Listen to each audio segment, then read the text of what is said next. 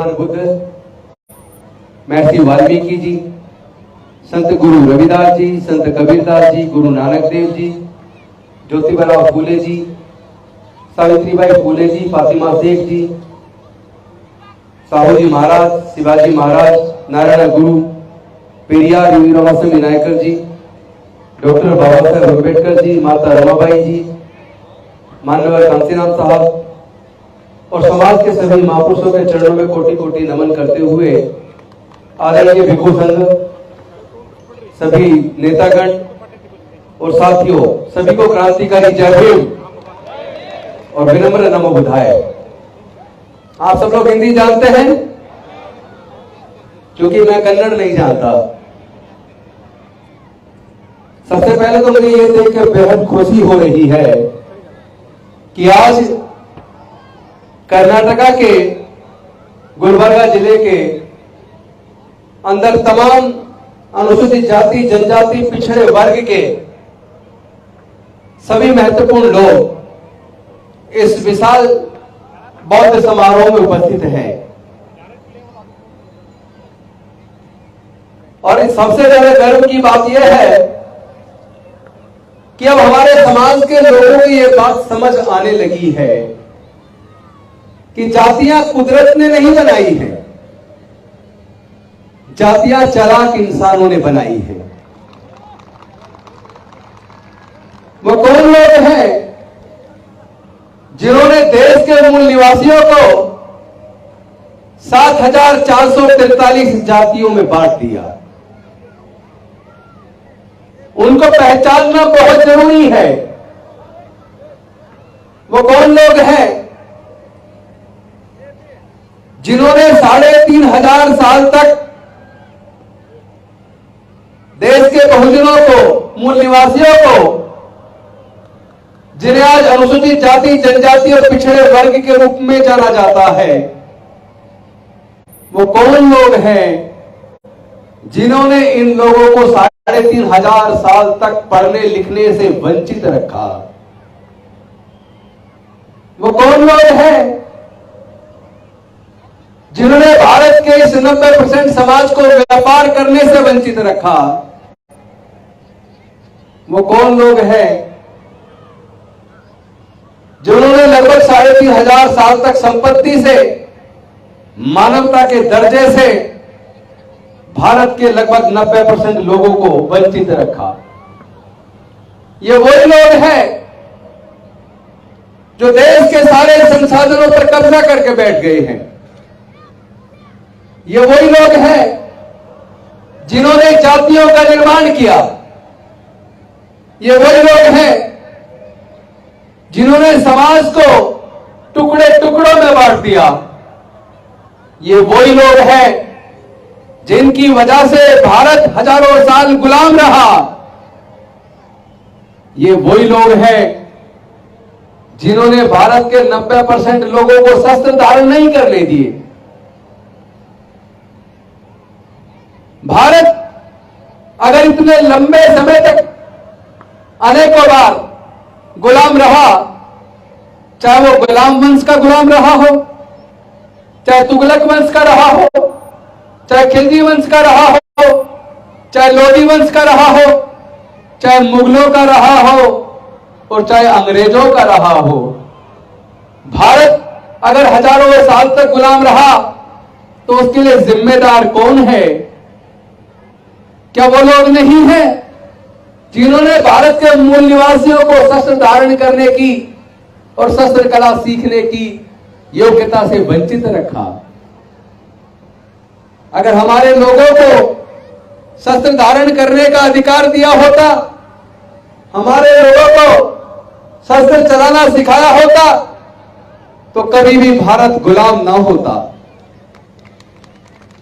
अगर हमारे लोगों के पढ़ने लिखने पर हजारों साल तक धार्मिक बंदिश ना होती, तो दुनिया के सामने शिक्षा के क्षेत्र में भारत कभी भी पिछड़ा ना होता। हमें अपने अच्छे और बुरे के बारे में समझना होगा। हमें पहचानना होगा ऐसे लोगों को, वो कौन लोग हैं जो देश के दुश्मन हैं, ये वही लोग हैं जिन्होंने देश को टुकड़े टुकड़ों में बांट दिया। ये वही लोग हैं जो जाति और धर्म के नाम पर उन्माद पैदा करते हैं। ये वही लोग हैं जिनसे आज ये सवाल जरूर पूछना चाहिए कि देश के अंदर जितने कॉलेज हैं उनमें कौन लोग प्रोफेसर हैं। अगर देश शिक्षा के क्षेत्र में दुनिया के सामने पिछड़ गया,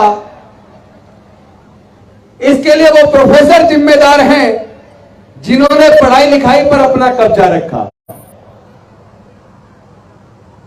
आज मैं देश के तमाम दलितों, पिछड़ों और आदिवासियों से पूछना चाहता हूं, देश के अंदर जितने भी यूनिवर्सिटीज हैं, उन यूनिवर्सिटीज में 2% से भी कम लोग दलित, पिछड़े, आदिवासी, जिनकी संख्या लगभग 85% है, उस समाज से 2% से भी कम लोग विश्वविद्यालयों के वाइस चांसलर्स हैं।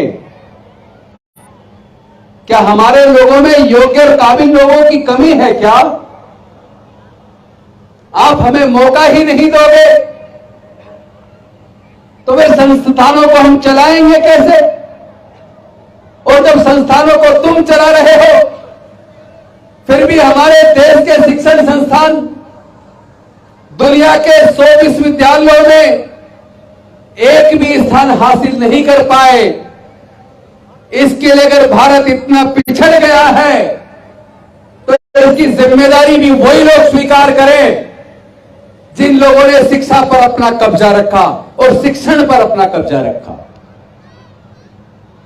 मैं आप सबसे पूछना चाहता हूं, कलबुर्गी के अंदर यहां दलित, आदिवासी और पिछड़े समाज के लोग हैं जितने आए हुए हैं, मैं पूछना चाहता हूं, अगर सुप्रीम कोर्ट, हाई कोर्ट के अंदर अनुसूचित जाति, जनजाति और पिछड़े वर्ग के लोग जज नहीं बन पाते तो कौन सी व्यवस्था उसके लिए जिम्मेदार है? अगर इन सारे समाजों के, जिसकी संख्या लगभग 85% है, अगर वो वाइस चांसलर, प्रोफेसर नहीं बन पा रहे, अगर वो बिजनेस के अंदर अपना हिस्सा सुनिश्चित नहीं कर पा रहे, तो इसके लिए कौन जिम्मेदार है? हमारे लोग जिम्मेदार नहीं है। हमारे लोग तो मेहनत कश हैं। हमारे लोगों के अंदर प्रतिभा कूट कूट के भरी है। हम लोग इतने काबिल हैं कि देश के अंदर जितने प्रकार की भी फसलें उगती हैं, जितने प्रकार का भी अन्न उगता है, उन सब फसलों को मजदूर के तौर पर अगर उगाने का कोई काम करता है तो वह हमारा मेहनत का समाज करता है।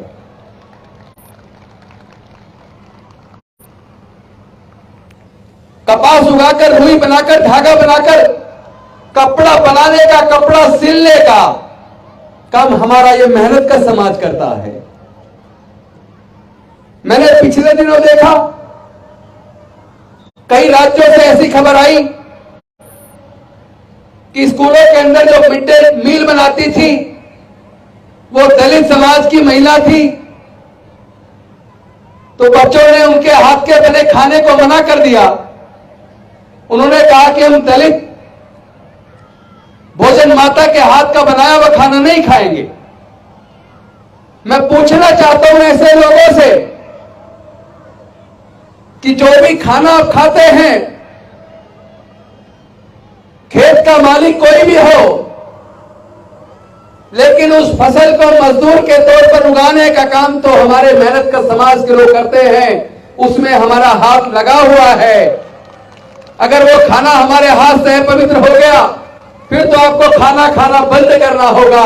खाने के बजाय हवा पानी पे आपको जिंदा रहना होगा।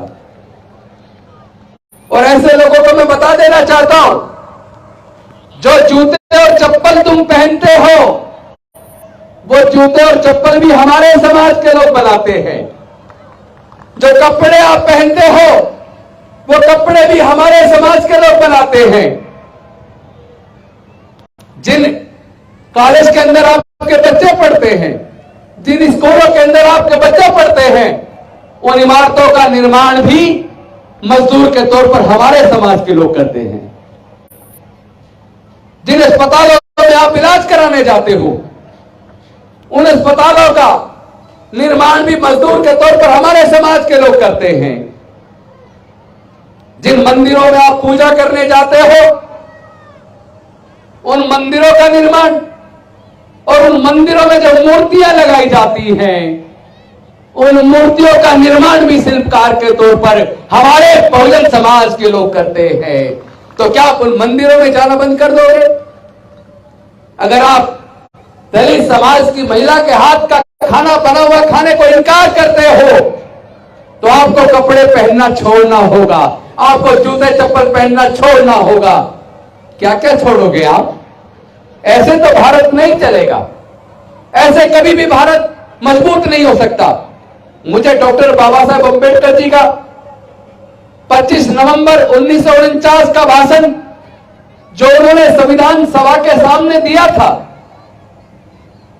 उसमें उन्होंने ये कहा था कि भारत एक मजबूत राष्ट्र के रूप में विकसित होगा, इस पर मुझे संदेह नहीं है।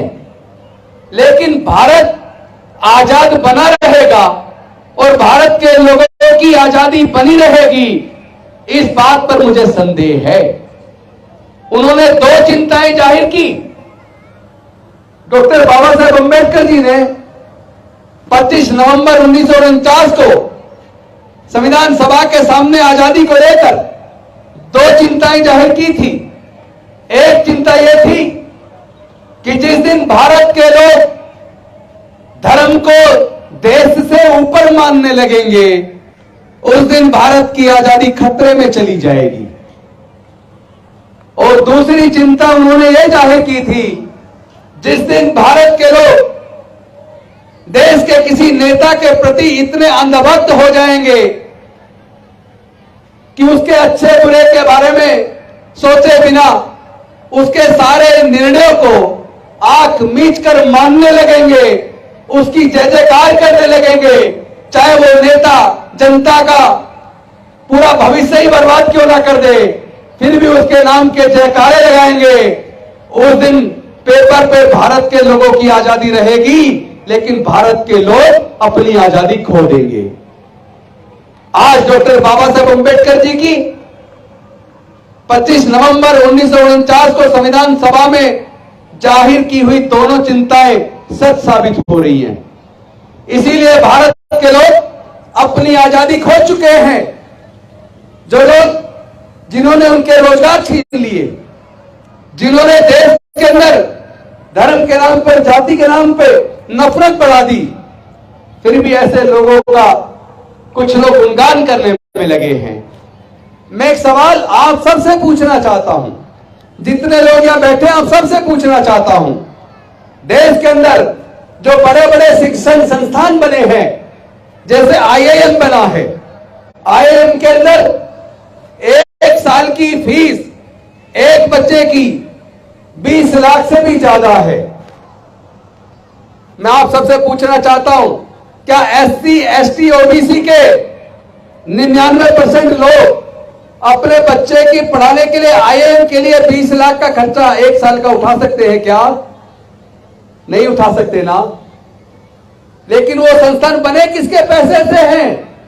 बने तो जनता के पैसे से है ना। बनाया तो सरकार ने जनता के पैसे से है।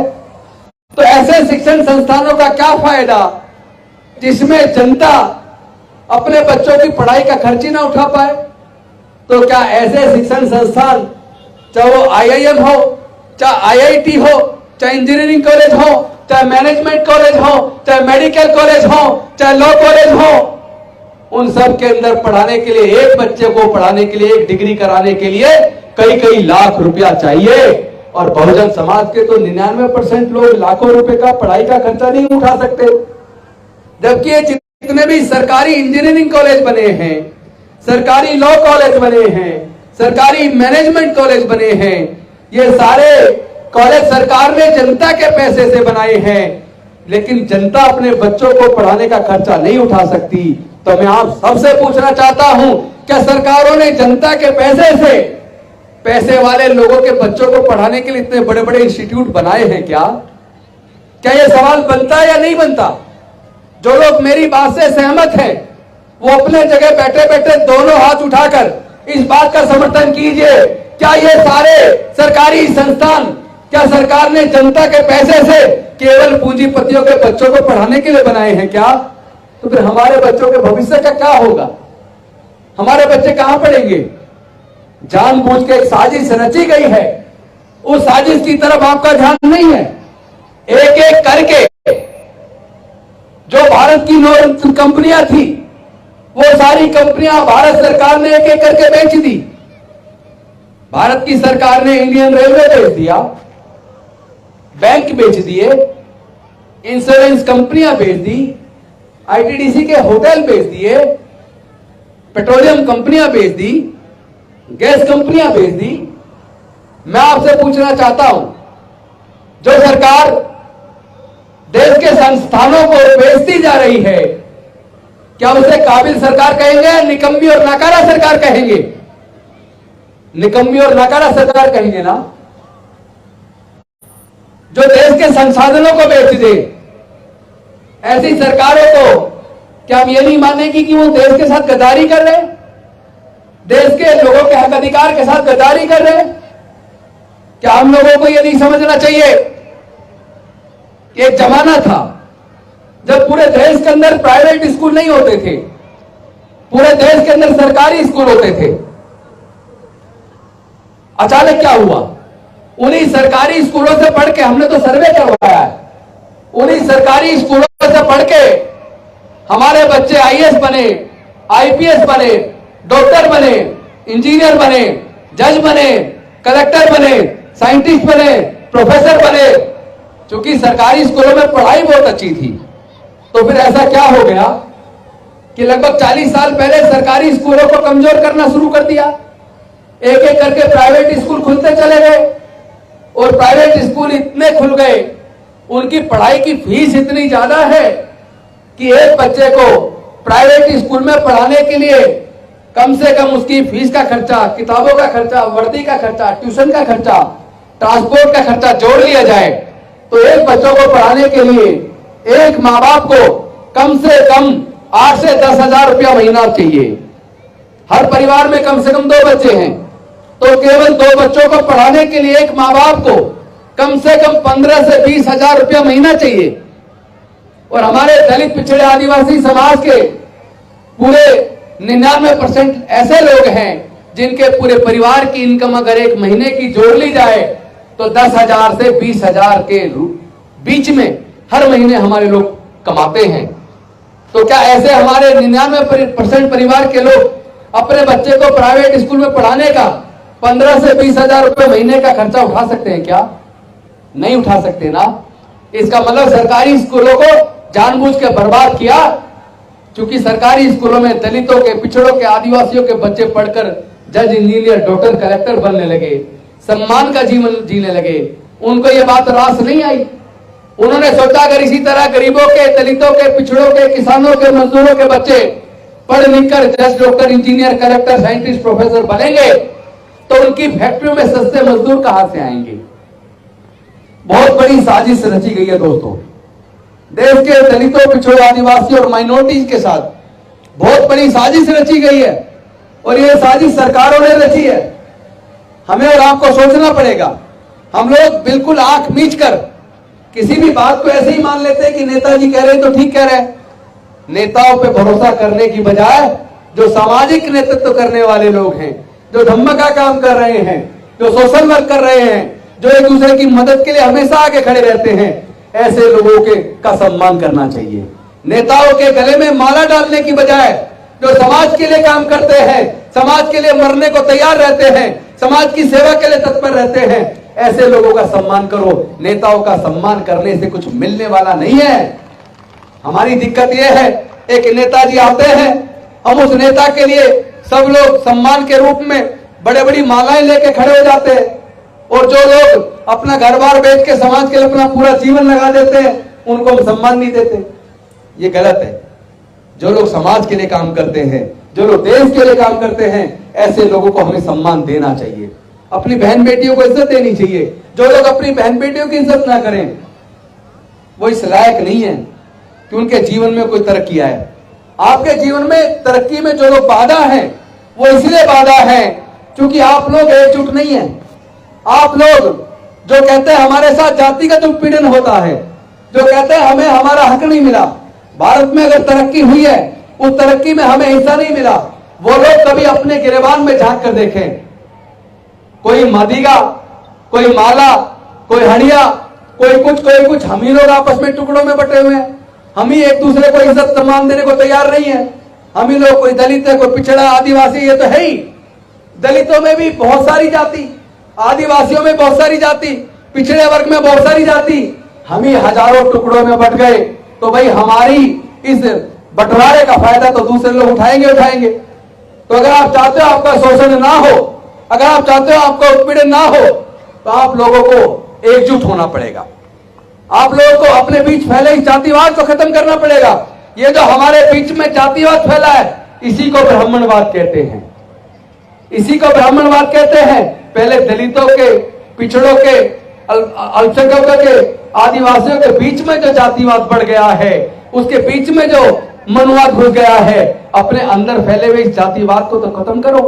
जिस दिन आपने अंदर फैले हुए जातिवाद को खत्म कर दिया, रोटी बेटी का रिश्ता आपस में करना शुरू कर दिया, और जिस दिन आपने इस सच को जान लिया कि हमारे पूर्वज बौद्ध थे, हम इतनी रिच, हमारी सांस्कृतिक विरासत इतनी रिच है, हम लोग बुद्ध के वंशज हैं, हम सब लोग सम्राट अशोक के वंशज हैं, हम लोग डॉक्टर बाबा साहब अम्बेडकर के वंशज हैं। हमारे अंदर डॉक्टर बाबा साहब अम्बेडकर का, संत गाड़गे महाराज का, संत कबीरदास जी का, संत गुरु रविदास जी का, हमारे अंदर पेरियार का, नारायण गुरु का खून हमारे अंदर है। तो भैया अपनी ताकत को पहचानो, एकजुट हो जाओ। और वैसे भी आपको ये समझ आ जाना चाहिए हमारा आपका सबका खून एक है, क्योंकि कुदरत ने जाति नहीं बनाई। अगर कुदरत ने जाति बनाई होती तो अमेरिका में भी जाति होती, जर्मनी में भी जाति होती, रसिया में भी जाति होती, चाइना में भी जाति होती, जापान में भी जाति होती, फ्रांस में भी जाति होती, इटली में भी जाति होती। जब पूरी दुनिया में जाति नहीं है तो केवल भारत में जाति क्यों है? और जाति को किसने बनाया? जाति की वजह से किसको फायदा हुआ और जाति की वजह से किसको नुकसान हुआ? आपको पहचानना पड़ेगा, अपने अच्छे बुरे के बारे में पहचानना पड़ेगा। हम लोगों को चाहिए, हम लोग समाज को एकजुट करें, हम लोग अपने अंदर फैले हुए जातिवाद को खत्म करें।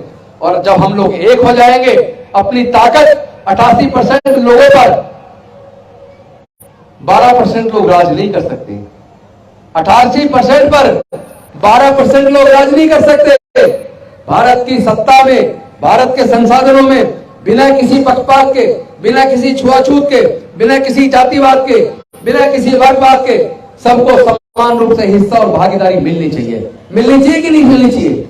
जो देश के अंदर प्राकृतिक संसाधन है, जल, जंगल, जमीन है, तमाम तरह के खनिज पदार्थ की खाने हैं, जहां से उत्खनन होता है, अरबों खरबों रुपए का उत्खनन होता है। मैं आप सबसे पूछना चाहता हूं, देश के अंदर जो प्राकृतिक संसाधन है, जल, जंगल, जमीन है, क्या कोई अपनी मां के पेट से लेकर पैदा हुआ है? अगर मां के पेट से लेकर पैदा नहीं हुआ तो केवल कुछ ही लोग उसके मालिक क्यों है? उसमें हमारा और आपका हिस्सा कहां है? यह सवाल बनता है नहीं बनता? हम लोगों को चिंतन करना चाहिए कि हमारा हक किसने मारा है। हम नहीं चाहते किसी दूसरे के साथ पक्षपात हो, लेकिन हमारे लोगों के साथ पक्षपात होगा तो हम लोग चैन से नहीं बैठेंगे। हम अपने लोगों के हक अधिकार की लड़ाई को लड़ेंगे। हम लोग डॉक्टर बाबा साहब अम्बेडकर की कुर्बानी को बेकार नहीं जाने देंगे। डॉक्टर बाबा साहब अम्बेडकर जी ने अपने 4-4 बच्चे किसके लिए गंवा दिए? माता रमाबाई को जवानी में खो दिया, किसके लिए खो दिया? अपनी पूरी जिंदगी जलाकर डॉक्टर बाबा साहब अम्बेडकर जी ने हमारे जीवन में रोशनी पैदा की। क्या हम डॉक्टर बाबा साहब अम्बेडकर की निकम्मी और नाकारा औलाद है? क्या हम डॉक्टर बाबा साहब अम्बेडकर जी के साथ धोखा कर रहे हैं? क्या हम अपने सारे महापुरुषों के साथ धोखा कर रहे हैं?